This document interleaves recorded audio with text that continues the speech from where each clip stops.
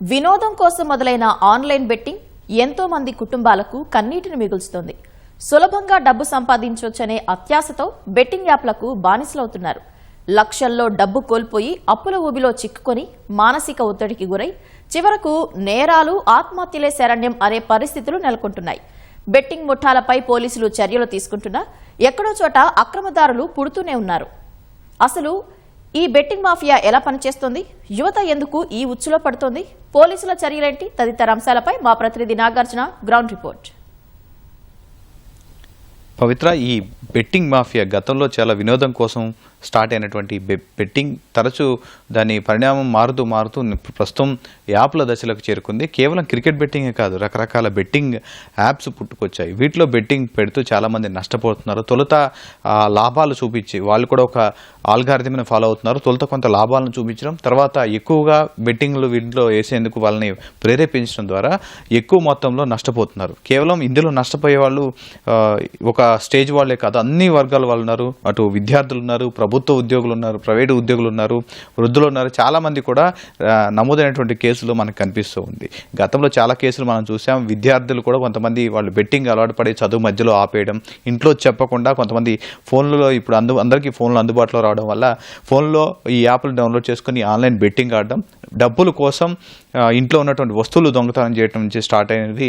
క్రమంగా వారు మానసిక ఒత్తిడికి గురవడం, కొంతమంది దీన్ని భరించలేక ఆత్మహత్యలు చేసుకుంటున్నారు. కొంతమంది తల్లిదండ్రులకు చెప్పడం వల్ల వాటిని తీర్చేందుకు ప్రయత్నం చేస్తున్నారు. కానీ కొంతమంది మాత్రం దీన్ని నేర ప్రవృత్తికి మారుస్తున్నారు.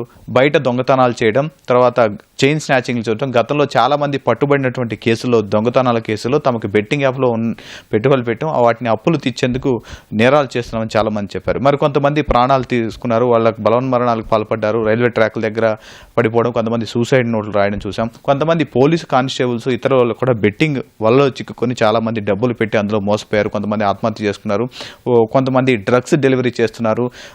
ఇవన్నీ కూడా కేసులు నమోదవుతూ వస్తున్నాయి. వీటన్నిటి పట్ల చాలా బెట్టింగ్ వ్యసనం పడద్దని పోలీసులు ఎంతగానో హెచ్చరిస్తున్నారు. మీడియా నుంచి మనం చాలా అవేర్నెస్ కార్యక్రమాలు తీసుకురావడం, కొన్ని స్టోరీస్ ఇవ్వడం, సో జరిగినటువంటి కేస్ స్టడీస్ అన్నింటి కూడా చెప్పడం, ఇవన్నీ చేస్తున్నా సరే వీటిలో మార్పు రావడం లేదు. పోలీసులు ప్రత్యేకంగా వీటి మీద అవగాహన కల్పిస్తున్నారు. సోషల్ మీడియా ద్వారా ఎక్కువగా యువతకి చేరేందుకు ప్రయత్నం చేస్తున్నారు. అయినా కానీ ఈ బెట్టింగ్ మాఫియా ఆగట్లేదు.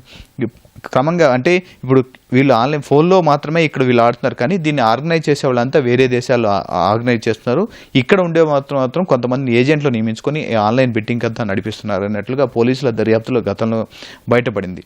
సో వీటన్నిటిని దృష్ట్యా చాలా అప్రమత్తంగా ఉండాలని పోలీసులు హెచ్చరిస్తూనే ఉన్నారు. ఇవన్నీ గత కొన్ని ఏళ్లుగా ఇవన్నీ జరుగుతూనే ఉన్నాయి. అయితే ఈ బెట్టింగ్ మాఫియా ఎవరైతే విద్యార్థుల దగ్గర డబ్బులు లేవో వాళ్ళందరినీ కూడా ఒక రకంగా ప్రేరేపిస్తున్నారు. అందులో ఉన్నటువంటి వాళ్ళు, మీరు లోన్ యాప్లో డబ్బులు తీసుకొని ఈ బెట్టింగ్లో పెట్టండి, మీకు లాభాలు వస్తాయి, తర్వాత వాటిని తీర్చమని లోన్ యాప్ వాళ్ళకి తిరిగి కట్టేయమని అందులో చెప్తూ ఉన్నారు. సో వీటన్నిటిని నమ్మి లోన్ యాప్లో డబ్బులు తీసుకుంటున్నారు.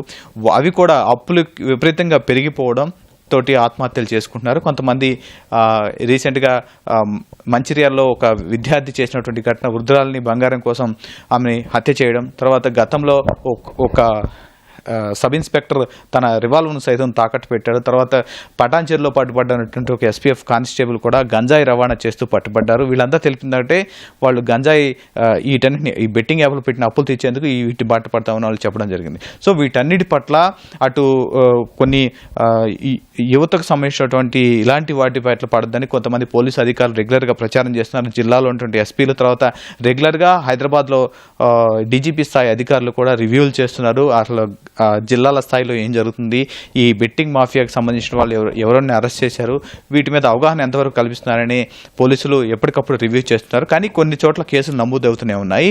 సో ఈ పోలీసులు చెప్తున్నటువంటి విషయం ఏంటంటే బెట్టింగ్ బారిన పడొద్దు, మీరు ఒకవేళ కనుక సమస్యలు ఉంటే కుటుంబ సభ్యులతో ఓపెన్గా చెప్పండి. ఇంకొకటి, తరచూ ఇంట్లోకి పిల్లలను కూడా తల్లిదండ్రులు గమనిస్తూ ఉండాలి. వాళ్ళు ఏమేమి చూస్తున్నారు, దేంట్లో ఎక్కువసేపు ఉంటున్నారు, చిన్నపిల్లల నుంచే వాళ్ళని ఏ విధంగా మౌల్డ్ చేయడం అనేది తల్లిదండ్రుల బాధ్యత ఉంటుందని చెప్పారు. ఒకవేళ కనుక వాళ్ళ స్థితిలో ఏదైనా మార్పులు కనిపిస్తే వాళ్ళు ప్రత్యేకంగా వాళ్ళతో మాట్లాడడం ద్వారా ఈ సమస్య పరిష్కారం దొరుకుతుందని చెప్తున్నారు. కొంతమంది ఈ విధంగా అన్యాయంగా ఆత్మహత్యలు చేసుకోవడం, లేకపోతే నేరాల బారిన పడడం ఇవన్నీ తగ్గుతాయని పోలీసులు చెప్తున్నారు. సో ఈ వరుస ఘటనలతోటి పోలీసులు అటు కొన్ని సంఘాలతో కలిసి, కొన్ని ఎన్జిఓలతో కలిసి ఈ అవగాహన కార్యక్రమాలు కల్పించేందుకు ప్రయత్నం చేస్తున్నారు.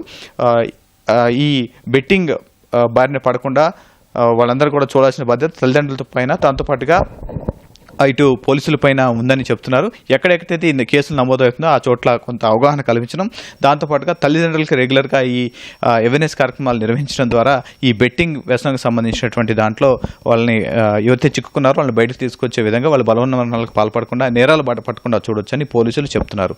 సో ఓవరాల్గా బెట్టింగ్కి సంబంధించినటువంటి దాంట్లో తెలంగాణ ప్రభుత్వం అండ్ హైదరాబాద్ పోలీసులు, ఇతర జిల్లాల పోలీసులు కూడా చాలా సీరియస్గా ఉన్నారు. సో దీన్ని వెనుక ఎవరున్నారో వాళ్ళందరూ కూడా కఠినంగా శిక్షిస్తూ, ఎవరైతే నిర్వహిస్తున్నారో వాళ్ళందరూ కఠినంగా శిక్షించడం, వాటన్నింటినీ కూడా బ్లాక్ చేయడం, బెట్టింగ్ యాప్స్ ఏవైతే ఉన్నారో ఇప్పటికే గూగుల్కి సంబంధించిన వాళ్ళందరినీ కూడా మాట్లాడి అందులో వాళ్ళకి లెటర్ రాశారు. ఆ యాప్స్ ఏవైతే ఉన్నాయో వాటిని క్లోజ్ చేయించారు.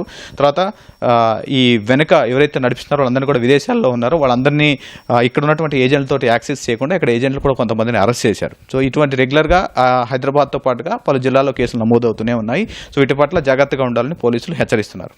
ఓటు పవిత్ర.